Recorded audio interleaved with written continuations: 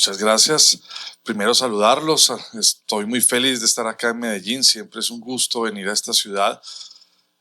Saludar también a Jimena, saludar a los dos Danieles y empezar por ahí. Creo que es importante para el país, para nuestras ciudades, que hayan personas que tengan escenarios de incidencia, que piensen y que trabajen por la cultura. Y pues ya a puertas de que acabe esta legislatura y este periodo, digamos, del Congreso, agradecer y reconocer el enorme trabajo, Daniel, que has hecho, porque siempre has estado pendiente del debate cultural, abriendo puertas, promoviendo conversaciones y aportando ideas que se concretan en hechos que, como este, permiten que el sector cultural del país siga creciendo. Varias cosas. Obviamente estoy trasnochado un poco y con gripa, pero eso no me quita la inspiración de poder hablar de estos temas que han sido el propósito común de una ciudad que, como Bogotá, lleva más de 30 años consolidando una visión, yo creo que muy asertiva, de la gestión de la cultura como un bien público, de la cultura como un escenario de desarrollo y crecimiento social, también como un espacio de oportunidades y generación de valor en nuestra sociedad, y también como una estrategia para poner en comunicación una cantidad de diversidades que habitan un territorio tan bello, pero al mismo tiempo tan complejo y con tantas tensiones como es la capital del país. Bogotá no solamente es la capital económica, no solamente es la capital, diríamos, política de Colombia, sino que también es la capital de una enorme diversidad cultural que habita en ella. Es una ciudad que tiene muchos retos. En los últimos 10 años, Bogotá ha tenido que recibir más o menos 372.000 víctimas del conflicto colombiano, de los casi 70.000 excombatientes que existen hoy en Colombia por vía de los procesos de paso, de las desmovilizaciones. Más o menos unos entre 11.000 y 12.000 hoy viven, se sienten seguros y se les garantizan sus derechos en la ciudad de Bogotá. Y en el registro oficial, pero también en el subregistro, se calculan que tenemos entre 680.000 y casi 1.000.000 de migrantes. Es tal vez la ciudad en el mundo que más migrantes ha recibido en los últimos 5 años. Y eso son cifras que no deben pasar desapercibidas para entender sobre dónde nosotros estamos pensando la política cultural, el consumo cultural. Pero además, en ese mismo periodo de tiempo, en los últimos 6 años, tuvimos, igual que todos, un estallido social y una pandemia. Y ese mapa, digamos, ese contexto, me parece que no es un contexto menor para entender los retos que tenemos como capital del país y los retos que tenemos en entender cuál es el rol que la cultura tiene allí. Esa fue la ciudad con la que nos encontramos. Es una ciudad que necesita, digamos, recomponerse demográficamente. Es una ciudad que ha envejecido de manera paulatina también en la última década. Las cifras que Planeación Distrital tenían frente a la composición demográfica de la ciudad para 30 años están sucediendo justo ahora. La reducción de los nacimientos ha sido enorme y, en cambio, pues se considera que un gran porcentaje de la población va a tener más de 50 años en los próximos 15 años. Y nosotros no hemos pensado todavía muy claramente cuáles son las políticas culturales de consumo y apropiación cultural, por ejemplo, que necesita una ciudad con esa conformación demográfica.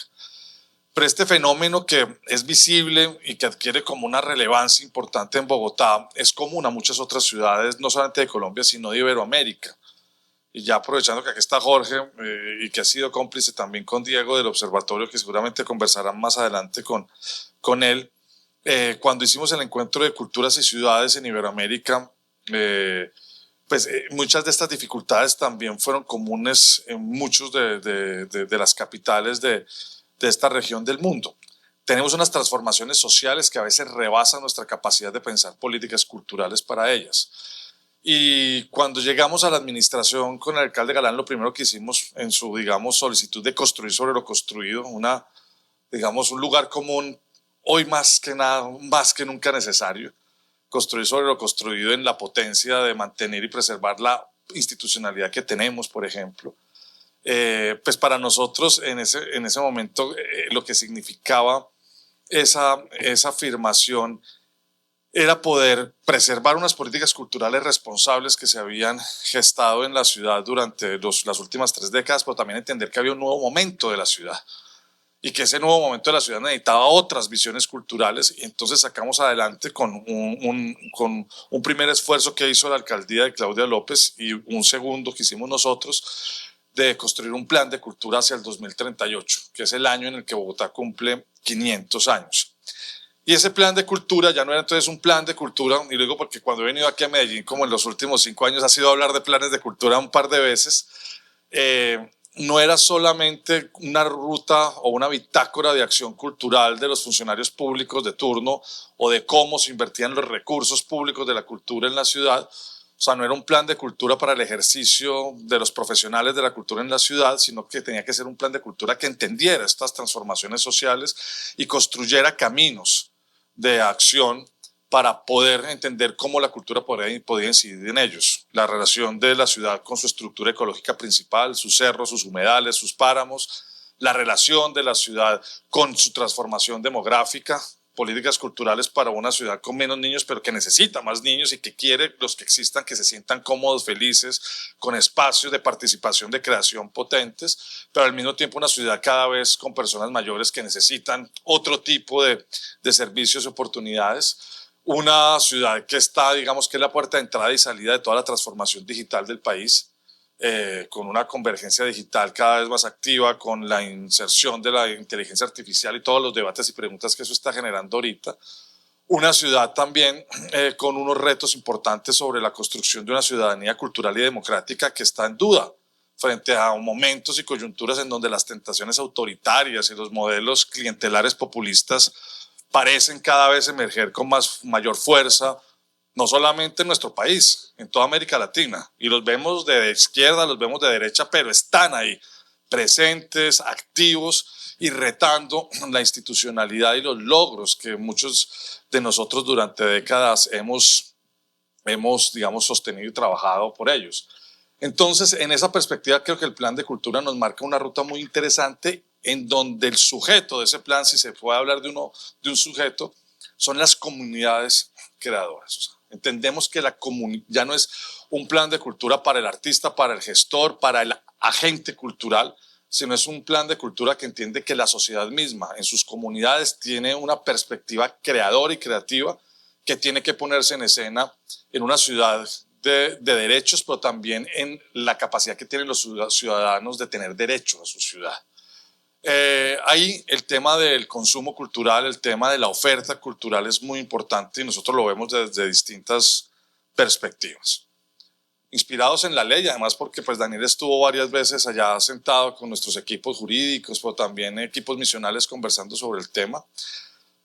Es ya una tradición de décadas pensar la democratización de la cultura como también una posibilidad de acceso a bienes, servicios y culturales. Está muy bien, eso nos gusta, pero también nos parece importante que además del acceso, y lo decía Jimena, el componente de la innovación se vuelve fundamental, porque es que la gente tiene una perspectiva que el acceso es como una oferta tradicional, canónica, de ciertos productos y de ciertas maneras de habitar la cultura en nuestra sociedad. Entonces, acceso a los festivales, acceso a los teatros, acceso a los museos. Fantástico. Yo creo que eso es importante y creo que esa tarea de la que se ocupó todos los años 70, 80, 90 la política cultural dio frutos que hoy estamos cosechando. Siempre necesitamos más gente en nuestros museos, más gente en nuestros teatros, y ahí hay, digamos, como unos logros colectivos, no solamente en Bogotá, sino en todo el país que tenemos que celebrar. Pero, por ejemplo, nosotros pensamos cómo la cultura puede habitar otras dimensiones de la vida cotidiana de las personas. Después de la pandemia, el incremento de problemáticas de salud mental en niñas, niños y jóvenes, o por ejemplo la disminución de indicadores de expectativa de vida por soledad no deseada en personas mayores, empezó a poner en jaque los indicadores de salud pública de Bogotá y de muchas otras ciudades del país. Nosotros decidimos en ese momento que era necesario innovar y de entender que había una nueva línea de crecimiento y de oportunidad, no solamente para emprendimientos culturales, sino para entender cómo la política pública podía entrar en esa discusión, en lo que tiene que ver hoy con todos los temas de salud, cultura y bienestar. Y cómo ahí había una oportunidad de crecimiento para consumir otro tipo de servicios, de bienes, para crear otro tipo de estrategias en donde el sector cultural había estado un poquito abstraído. Mucho más el de la actividad física, mucho más el de la recreación, no tanto el del arte, no tanto el de las prácticas socioculturales, y ahí estamos trabajando con una estrategia que se llama Estar Bien, que quiero como citar hoy acá porque creo que Estar Bien Bogotá es, pienso yo, hoy una de las apuestas más innovadoras de pilotaje de políticas públicas que entienden que la cultura debe incidir más claramente en todos los determinantes sociales de la salud pública en nuestra sociedad. Nos habíamos demorado demasiado en entender que teníamos allí un papel y en Bogotá lo estamos haciendo. Y digo esto porque creo, sobre todo a Daniel, que le encanta cómo estas iniciativas y estos pilotajes se pueden convertir en oportunidades legislativas, pues creo que ahí el país tiene que hacer un ejercicio y un esfuerzo para pensarse políticas, leyes, instrumentos normativos que nos permitan habilitar eso, sobre todo en un momento en donde la salud está en crisis, en una crisis real, compleja. No es una crisis cosmética, ni de discurso, ni de polarización política, no es una crisis de eficiencia, es una crisis de modelo, es una crisis de gestión pública. Y en medio de ese debate, pues no solamente estamos afectando los indicadores transversales de la salud pública en nuestro país, en nuestra sociedad, sino que es que estamos dejando por fuera nociones vanguardistas que hoy están transformando desde hábitos alimenticios, desde prácticas cotidianas de actividad física, desde consumos responsables de mil cosas que hacen que la gente viva mejor. Y vivir mejor pasa por una noción mucho más expandida de la salud, y ahí la cultura tiene un papel determinante. Eso mismo sucede también cuando hablamos de acceso, consumo, con la relación que estamos teniendo con las nuevas tecnologías. Acabamos con el observatorio y seguramente Diego va a hablar de esto más adelante, de hacer, yo creo que no se había hecho hace mucho. Yo sé que los funcionarios públicos siempre dicen por primera vez. Yo voy a intentar no decir eso mucho, me parece que ese es otro lugar como muy fastidioso además. Pero a veces uno incurre en eso, pero voy a intentar no hacerlo. Pero diría que desde hace mucho tiempo, tal vez desde el Andrés Bello, Jorge, que además tuvo como un entierro muy triste, pero ese convenio fue importante porque puso en algún momento en conversación a muchas ciudades y a muchos países con investigación comparada. Nosotros acabamos de hacer una investigación que vamos a estrenar ahorita en la Feria del Libro de Bogotá, en donde hicimos 1.600 encuestas en cada ciudad, Ciudad de México, Río de Janeiro y Bogotá, financiadas por Bogotá, sobre transformaciones culturales y consumo cultural en jóvenes en estas tres ciudades que estén mediadas por temas tecnológicos. Los resultados son muy interesantes y también nos permiten entender cómo un tema de la canasta básica se vuelve fundamental si al mismo tiempo pues pensamos o somos capaces de entender cuál es el rol que tienen hoy las nuevas tecnologías en esto. Esa investigación nosotros queremos presentarla, me encantaría pues por supuesto cuando pues ya tenemos el libro, no sé si Diego pues pueda profundizar en esta tarde en ello, pero creo que hay una información fundamental que muestra unas tendencias, muestra unos prejuicios sociales que hay alrededor de estos temas, unos temores, unas preguntas, pero también unos resultados que son pues que son muy interesantes para la investigación cultural y para la toma de decisiones. A nosotros nos gusta tomar decisiones con datos y con cifras. Hay gente que cuando le mencionan datos o cifras inmediatamente te acusa de neoliberal o entra en apelativos superfluos. No, a nosotros nos encantan los datos y las cifras porque pensamos que eso hace inteligente la gestión pública. Pensamos que no hay que ni depredarlas ni despreciarlas, sino que al contrario hay que entenderlas y no pelear con ellas. Y en ese sentido, pues los invito a que puedan consultar esa investigación que va a estar tal vez en 15 días va a estar, en 8 días va a estar en la web, pero también va a estar en un libro. En esta feria del libro vamos a sacar 35 publicaciones en el sector cultura de Bogotá. El observatorio llevaba 11 años sin publicar un libro. Yo no sé qué observatorio no publica un libro en 11 años. El de Bogotá no lo hacía. 11 años sin publicar un libro. Nosotros tenemos este año, ¿cuántos, Jorge, ya? Solamente en el observatorio son como 5, más los 12 librillos. Exacto. Exacto. Y eso tiene que ver con lo que decía el representante ahorita. Más allá del discurso, son los hechos. Y yo creo que las acciones se demuestran con objetos, con productos, con hechos concretos. Y este es un hecho concreto de gestión del conocimiento que pone en valor, digamos, la posibilidad de que nos pensemos la cultura. porque es que el consumo cultural ya no es el que pensábamos hace 20, 30 años. Y yo siento que muchas veces cuando entramos en estos debates me siento como en esas discusiones de los 90s, de los 80s. No, yo creo que el consumo cultural hoy pasa por bienes, servicios, temas de innovación, bueno, de mediación digital, por una cantidad de cosas, de temas de bienestar, de salud que no estamos ni siquiera incorporando. Hoy la cuenta satélite del DANE no mide, por ejemplo, todo este sector del bienestar y de la salud porque siente que ahí la cultura no tiene un rol determinante, porque además nosotros ni siquiera nos habíamos reclamado en ese lugar. Entonces, con eso quiero decir y me gusta el concepto de canasta básica porque recuerdo en los 70s cuando uno veía en los canales públicos que ponían como las fotos de estos son los precios de la canasta familiar, ¿lo recuerdas? Entonces uno veía el frijol, está tanto, el plátano, no sé qué, y detrás de esa canasta básica alimentaria estaba también como una suerte de prescripción de la salud pública. Aliméntese bien, esto es lo que lo va a mantener vivo, pero además lo va a mantener sano. Yo creo que con la canasta básica cultural es un poco lo mismo. ¿Qué es lo que nos va a mantener vivos y qué es lo que nos va a mantener sanos en materia cultural?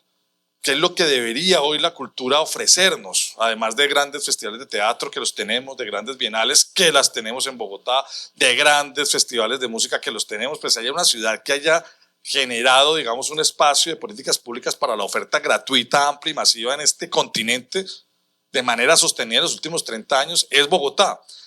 Y de esos 30 años, en estos últimos 2 años, hemos podido contemporaneizar esa propuesta, pero no solamente con innovación, sino con un éxito contundente.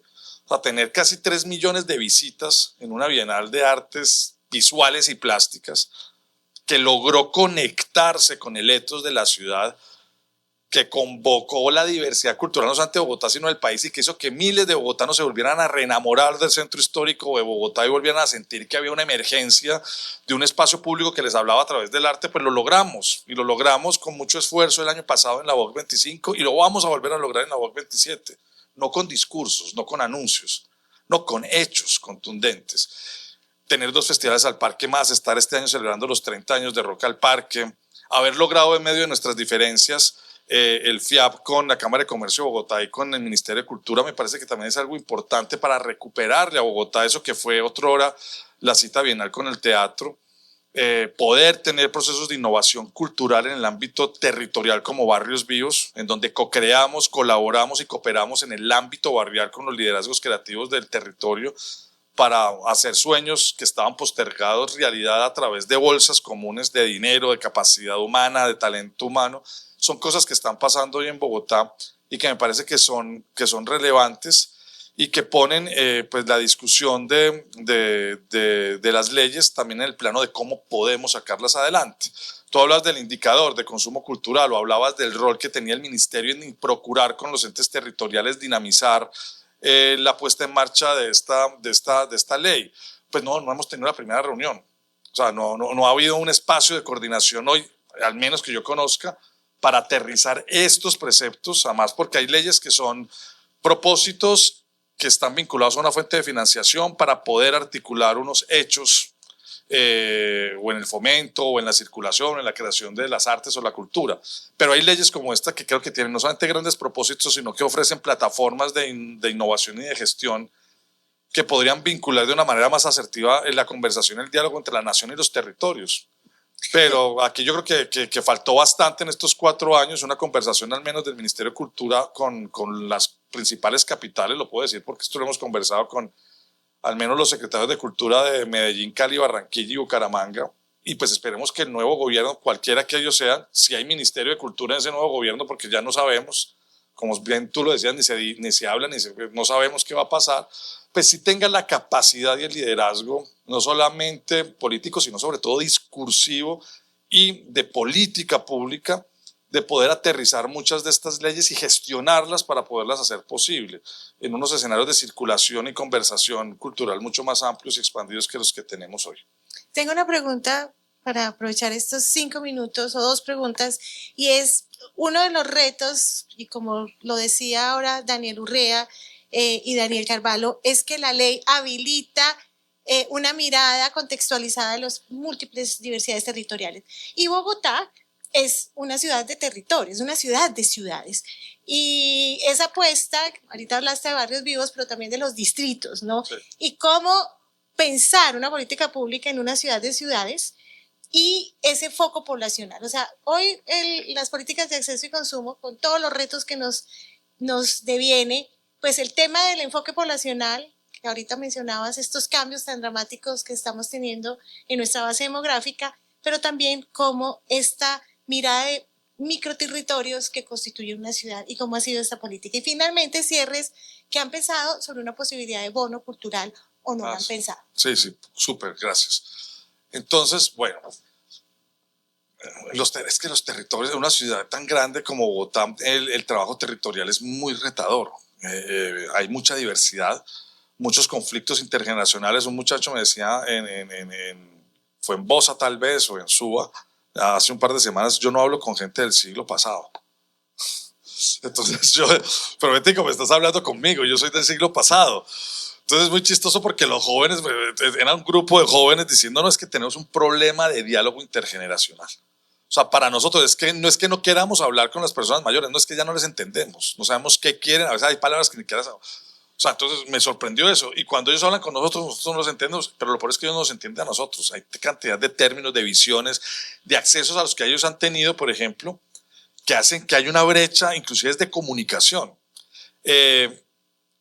Hay muchos también como conflictos y tensiones estéticas o poblacionales que se ponen en escena de manera cultural.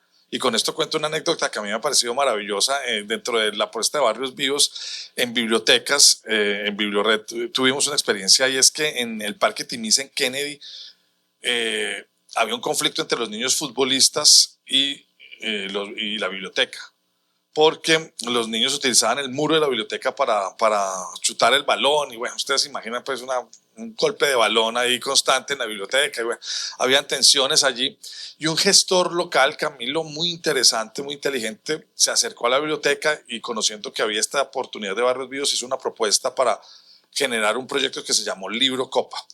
Y Libro Copa puso en valor un conflicto, niños jugando fútbol, haciendo bulla y no dejando leer a otros, en una oportunidad. Y esa oportunidad consistió en generar un sistema de puntuación de un campeonato mixto de 16 equipos juveniles entre los 10 y los 15 años en esta localidad, en donde no solamente consistía en ganarse un partido, sino escribir la mejor crónica de ese partido y leer temas relacionados con fútbol. Y fue muy bonito porque el Librocopa fue un escenario de competencia deportiva, pero que también puso en valor una suerte de competencia en la escritura, la oralidad, en la lectura. Y al final eso terminó con un álbum Panini, con autoadhesivos, pero creo que les quedó mejor que el Panini, de hecho, con los rostros de los niños y con las crónicas de esos equipos escritas por ellos allí. Esa experiencia ahorita se va para Guadalajara. Tuvimos que aplazar un poco el viaje por lo que pasó allá con el Mencho, es que se llama, con el señor eso se armó allá un polvorín, pero pues va a estar allá esta experiencia, que tiene que ver cómo, por ejemplo, el consumo no es solamente como un acceso a esos bienes que vienen de la centralidad de la ciudad o que vienen de los grandes festivales que traen oferta internacional, sino el consumo cultural tiene que ver también con experiencias, bienes, productos, servicios que se producen en el territorio. O sea, finalmente la canasta cultural no es solamente cómo podemos consumir eso que nos importa, no sé de dónde, sino cómo consumimos lo que hacemos en nuestro propio territorio y cómo lo consumimos en colaboración, en solidaridad con la creatividad de la gente, los artistas, los creadores de nuestro propio barrio. Barrios Vivos es eso. Es una canasta cultural a la medida de los sueños de una comunidad que es capaz de co-crear con nosotros para producir unos bienes, unas experiencias, unos servicios, unos productos comunitarios, culturales, que hacen parte de la vida cultural, de la canasta cultural barrial de una localidad en la ciudad. Entonces creo que eso es muy importante. Y lo otro, ya para terminar, que tiene que ver con, me habías dicho... Los distritos rápidamente. Los distritos muy rápidamente. Y la pregunta en 30 segundos de bono. Sí. Entonces nosotros estamos ya en la fase final de la implementación, no particularmente de un bono, sino más bien de un plan de beneficios que tiene o que está inspirado en el modelo de bonos. Los conocemos con sus bemoles y sus sostenidos, pero en cualquier caso es muy importante. hay un gran porcentaje de la oferta que nosotros hacemos es gratis, o sea, no necesita descuentos ni necesita beneficios, no, es básicamente necesitas que siga llegando la gente. Pero hay otra cantidad de bienes y ofertas y servicios culturales privados o también nuestros por los que se paga algo en donde estamos generando beneficios de acceso. Ya hemos empezado con algunos pilotajes. En el FIAP, por ejemplo, distribuimos 3.000 boletas al sector educación, al sector integración social, al sector salud, en una cosa muy interesante que se llama la prescripción social y cultural, y con esto termino. La prescripción social y cultural es una propuesta que tenemos con la Secretaría de Salud en esta apuesta de mejorar los indicadores y determinantes sociales de la salud pública en la ciudad para que la gente pueda acceder a parques, museos, oferta cultural como parte de la prescripción médica que den los doctores de la Secretaría de Salud a los ciudadanos para mejorar ciertas prácticas o hábitos que están afectando la salud y el estado emocional de las personas. Entonces tuvimos 3.000 personas, yo digo proscritas, no, prescritas en esta prescripción de social en el FIAP. Ahorita tenemos varias en la Filbo, vamos a tener, yo diría que miles en la Bienal, pero también están muchas de ellas vinculadas a servicios sociales y culturales y ambientales que tenemos en la ciudad, tanto públicos como en alianza con privados. Y creo que este es un modelo muy interesante del que esperamos tener unos lineamientos de política pública al final de la administración. Ya nos queda 1 año y 9 meses, no es mucho tiempo, pero los vamos a dejar. Y eso pues también se desarrolla en el ámbito de entender que esa prescripción social y cultural puede tener como un escenario de desarrollo muy interesante los distritos creativos. Y por los distritos creativos también como esos espacios donde la gente pueda habitar el espacio público, pueda habitar de maneras distintas y diversas, innovadoras la ciudad. Y pues ahí estamos. Bogotá tiene un reto de seguridad grande, como lo tiene todo el país, pero en Bogotá la inseguridad entra en unos escenarios a veces muy complejos y eso es una barrera compleja, porque es que la barrera no solamente es como si tengo o no tengo plata, que es que muchas veces nos quedamos en un tema de plata. Yo creo que no, ahorita las barreras más profundas son seguridad, son movilidad. O sea, yo pues quiero ir al evento, pues si me demoro 2 horas o 2 horas y media llegando, pues no. O sea, yo quiero ir al evento, pero me da susto porque es que tengo más de 65 años y si eso se pone pesado me da susto que me pase algo. Entonces lo que nosotros tenemos que ir es como venciendo esos prejuicios con hechos, no con discursos. Tenemos que mejorar integralmente temas de seguridad y movilidad. Recibimos casi 67 frentes de obra que estaban por razones distintas, pero particularmente por los desequilibrios económicos que generó la pandemia paralizados. Reactivar esos 67 frentes de obra y volverlos a poner en marcha no ha sido un reto fácil para el alcalde Galán. Y por supuesto proseguir con la obra del metro. Más allá de las antipatías, pues la ciudad votó por un metro y lo que está haciendo el alcalde es sacando adelante de metro. En su primera línea va a ser elevada y en su segunda línea, que la va a dejar también él, va a ser una línea subterránea y dejar que las cosas pasen, porque el metro en términos reales supone que más o menos un 28% de la población de Bogotá que está en zonas vulnerables y en el borde occidental puede hacer un trayecto que antes le costaba 2 horas 45 minutos, lo haga en 26 minutos. Entonces eso me parece a mí que en términos de canasta básica cultural es fundamental, porque si yo ya me demoro 26 minutos en ir al Parque Simón Bolívar, pues seguramente voy a poder consumir mucho más cultural, experiencias culturales de las que consumía antes. Y entonces estamos en eso, en cómo relacionamos temas de salud, temas de movilidad, temas de seguridad con facilidad de acceso. O sea, no es solamente un tema de precios, no es solamente un tema de descuentos, no es un tema de un ecosistema que permita generar unos beneficios sociales, unos beneficios urbano-espaciales, por decirlo así, para que la gente en proximidad y pertinencia pueda acceder a buenos servicios culturales. Y con esto termino, ya que sé que me pasé, y estamos desconcentrando la ley del espectáculo público. En 15 años de la ley del espectáculo público, después de 5 cartas al Ministerio de Cultura solicitando que modificáramos la reglamentación, esperemos que el nuevo ministerio, sea el que sea, pueda hacerlo, porque lo necesitamos urgente, eso no se puede aplazar más. Casi 200.000 millones de pesos se invirtieron durante 15 años en 4 localidades: Candelaria, Santa Fe, Teusaquillo y Chapinero, que es donde está todo el circuito tradicional de salas concertadas.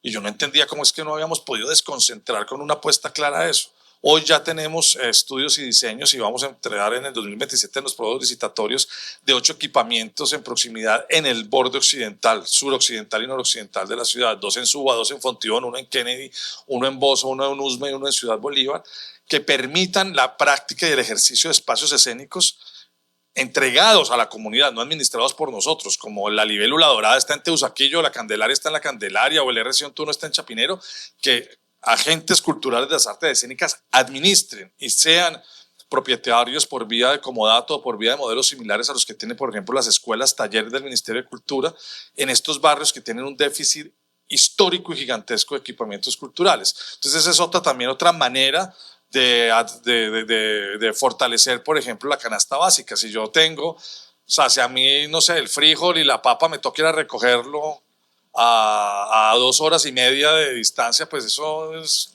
pero si lo tengo a menos de 5 minutos de la casa, pues es mucho más importante. Entonces esa desconcentración y descentralización de la ley del espectáculo público, construyendo equipamientos en proximidad que sean entregados a liderazgos y a organizaciones culturales de los barrios marginales de la ciudad, es una apuesta que estamos haciendo con el alcalde Galán y de la cual tendremos también unos resultados que estoy seguro van a ser muy importantes y le van a dar lecciones ojalá al resto de ciudades de Colombia para poder hacer un uso mucho más equitativo y efectivo de los recursos que genera esta importante fuente presupuestal.